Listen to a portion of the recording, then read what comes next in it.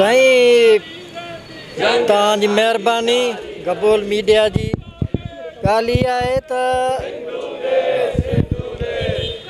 सिंध में नौजवाननि खे क़तल करण जो हिकु वॾे अरसे खां सिलसिलो शुरू थियल आहे, जंहिंमें हाणे ताज़ो अफ़ज़ल लुंड खे निशानो बणायो वियो आहे।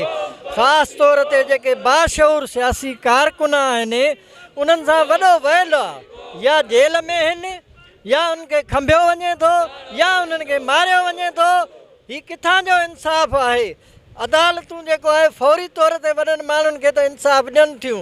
नवाज़ शरीफ़ सज़ा याफ़्ता हुन छॾे ॾिनो, बाक़ी जेके बाशऊर सिंधी नौजवान आहिनि उन्हनि खे ईअं था क़तल कनि जो ॼण त हीउ इंसान न हुजनि। हीअ असांजी सिंध में वॾे अरसे खां हिकिड़ो वहिल आहे, तमामु हिकिड़ी वॾी मुसीबत आहे।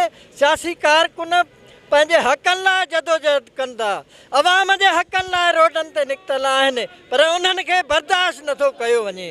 असांजे जेको आहे सो को मुल्क में कानून कोन्हे, कानून उन लाइ आहे जेको वॾो माण्हू आहे, जेको पैसे वारो आहे, जेको बाअसर आहे, जेको बदमाश आहे, जेको माफ़िया जो आहे।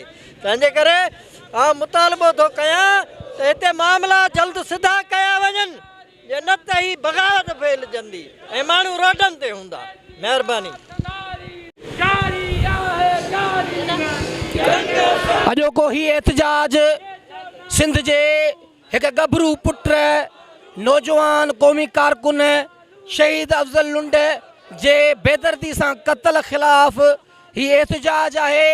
अॼोको हिन एहतजाज में असांजो मुतालबो इहो आहे त हीअ रियासत ॻुझे तरीक़े सां पंहिंजनि एजेंसियुनि जे ज़रिए, पंहिंजनि रियासती इदारनि जे ज़रिए कॾहिं सिंध जे गंभरू पुटनि खे, सिंध जे नौजवाननि खे खंभे गुम कनि था। ईअं ई अफ़ज़ल लुंड खे बि कुझु वक़्तु पहिरियों हिननि खंभे गुम कयो हो ऐं उनखां पोइ जॾहिं सॼी सिंध सरापा एहतजाज थी त अफ़ज़ल लुंड ते कूड़ा केस हणी हुनखे ज़ाहिर कयो वियो ऐं उन्हनि कूड़नि केसनि में खेसि जेल में विधो वियो, पर अदालतुनि इंसाफ़ ॾींदे हुनखे बाइज़त बरी कयो।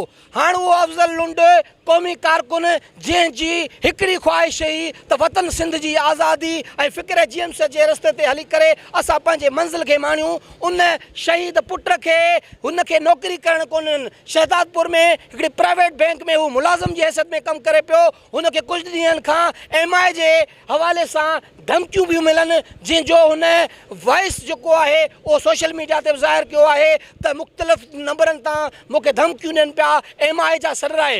हाणे असां इहा घुर था कयूं हिननि इदारनि खां न, छो त असां सम्झूं था त हितां जा इदारा जेके आहिनि उन्हनि इदारनि जा ॻीजूं बणियल आहिनि ऐं उहे ख़ौफ़ज़दा आहिनि जेके उन जे ख़िलाफ़ु का बि कार्रवाई नथा करे सघनि। उन करे असां आलमी ज़मीर खां, यूनाइटेड नेशन खां, एमनेस्टी इंटरनेशनल खां घुर था कयूं त तव्हां आलमी सतह जी जुडिशियल इंक्वायरी कराए हिन रियासती एजेंसियुनि ते उहा कार्रवाई कई वञे त इहे जेके MI जा ऐं मुख़्तलिफ़ एजेंसियुनि जा नाला सॾाए करे असांजे नौजवाननि खे धमकियूं ॾेई हिरास करे ऐं पोइ उन्हनि खे टारगेट किलिंग जे ज़रिए क़तल था कनि, उन्हनि खे शहीद था कनि। असां इहो मुतालबो था कयूं त उन्हनि जे ख़िलाफ़ु सख़्तु कार्रवाई करे उन्हनि खे बेनक़ाब कयो वञे, न त ॿी सूरत में असां सम्झूं था त असांजे शहीद जो रतु रहेगा न वेंदो। तेसीं ताईं सिंध जो हिकु बचो बि ज़िंदा आहे, तेसीं ताईं पंहिंजे शहीद जो जेको बदिलो आहे उहो असां जदोजहद जे ज़रिए, सिंधु देश जी आज़ादी जे ज़रिए ज़रूरु वठंदासीं ऐं उहो वठी रहंदासीं।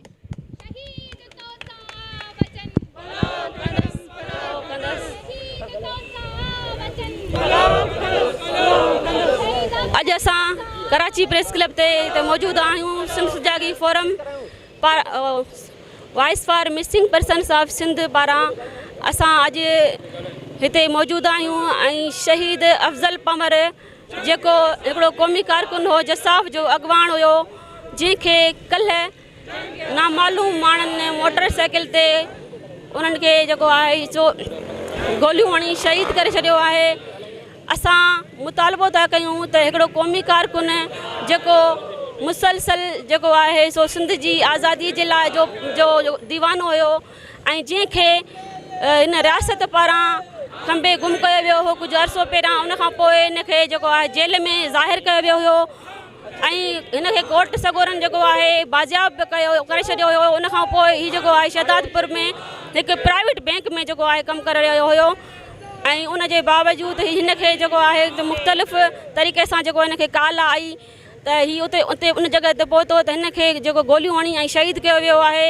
ऐं कल्ह खां वठी जेको आहे शहीद अफ़ज़ल पंवर जो हिकिड़ो वॉइस जेको आहे उहो बि सोशल मीडिया ते हली रहियो आहे त उनखे MI जूं कालूं अची रहियूं हुयूं, उनजा मैसेजिस जेके आहिनि उहे सोशल मीडिया ते हली रहिया आहिनि। असां सम्झूं था त हीअ रियासत जेका आहे उहा हाणे असांजे क़ौमी कारकुननि खे टारगेट किलिंग करे मारणु थी चाहे। ऐं सो हीअ तरीक़ो असां कंहिं बि सूरत में बर्दाश्त न कंदासीं। वॉइस फॉर मिसिंग पर्सन्स पारां असां पंहिंजे क़ौमी कारकुननि जी वारसी कंदासीं।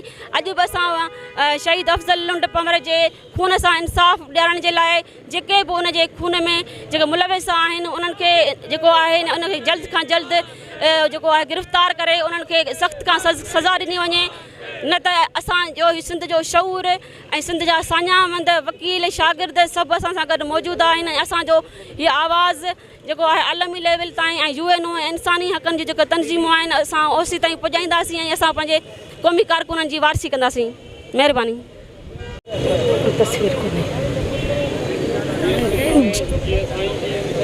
जीअं त अॼु असां हिकु मासूम जी शहादत जो अलमीअ सबबि हिन रोड ते बीठा आहियूं। असांजा केतिरा कुंदर अणमोट घोट कुसिजी विया के सालनि खां जेलनि में बंदि आहिनि। असां मुतालबो कयूं त कंहिंखां कयूं, छा सिंध जे माइरूं सिर्फ़ु पंहिंजा बचा शहीद थियण ऐं टार्चर सेलनि में बंदि थियण लाइ ॼणनि थियूं? छा हर माउ जॾहिं उनखे जो बचो ॼमे थो त हू इन में डप में आहे त शल मुंहिंजो पुटु 12-13-14 सालनि जो थिए मथां खां ज़ालिम जे चंबे में अचे। त असां पाकिस्तान जे हक़ में जेको वोट ॾिनोसीं करारदाद पाकिस्तान में, त उन पाकिस्तान असांखे हिन पंध ते पहुचायो जो असांजा बच्चा कॾहिं रोड ते त कॾहिं घर में त कॾहिं किथे शहीद थियनि था, किथे चिचरियल लाश मिलनि था। छा असांजो इहो क़सूर आहे? असां क़ौम सिंधी न आहियूं? असां खाना बदोश, असां धरती जा वारिस न आहियूं? असां किथां ॿिए मुल्क मां आया आहियूं जो असां सां नाइंसाफ़ी? असां हिन मुल्क खे ॿुधाइण था चाहियूं त असांखे तव्हां जो मुल्क तव्हांखे मुबारक हुजे। असां पंहिंजी धरती जा वारिस मालिक जाॻिया आहियूं। असांखे पंहिंजे बचनि जा, असां पंहिंजे कूंदरनि जा, असां घोट अणमोटनि जा लाशा कुल्हनि ते खणी अॻिते हलंदासीं। असांजा पेर न थकबा जेसीं ताईं सिंधु देश न ठहंदो। ऐं असांखे कंहिंखां मुतालबे करण जी बि ज़रूरत न आहे, छो जो मुतालबो बराबरी में कबो आहे। असांखे न क़ौम सम्झनि था न बराबरी सम्झनि था त असां कंहिंखां मुतालबो कयूं।